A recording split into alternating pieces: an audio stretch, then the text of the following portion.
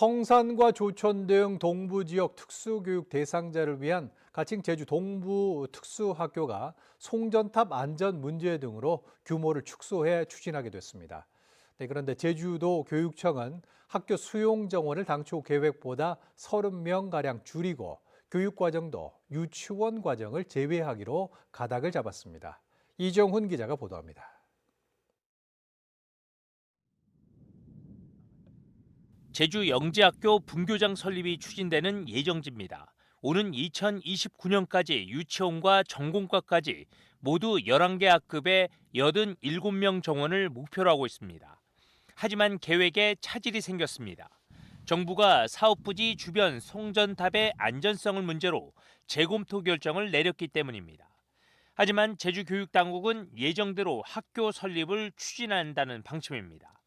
한국전력에 의뢰한 결과 송전탑에서 나오는 전자파의 유해성이 미미한 데다 대체 부지를 찾기도 어렵다는 판단이 섭니다.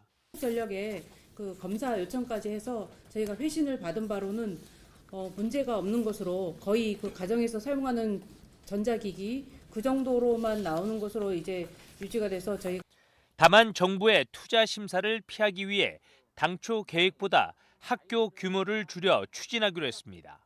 본교가 아닌 분교장 형태로 추진되면서 학교 시설이 얼마나 축소될지에 관심이 쏠린 가운데 그 윤곽이 드러났습니다.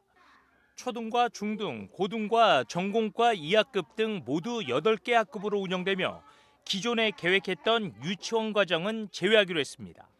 학교 수용 정원도 당초 계획보다 30명 줄어든 57명으로 줄였습니다. 유치원 과정을 제외해서 초등 3, 중등 3, 그리고 고등 전공과 초3, 중3, 그다음 전공과 2학급을 편성해서 57명의 학생을 수용하는 쪽으로. 제주교육당국이 동부특수학교 설립을 위해 지난해 실시한 사전 연구 용역에선 제주 동부지역 특수교육 대상은 오는 2029년이면 160명에 이를 것으로 예측됐습니다.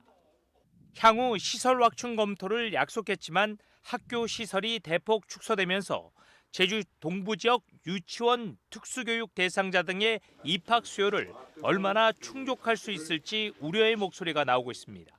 KCTV 뉴스 이정훈입니다.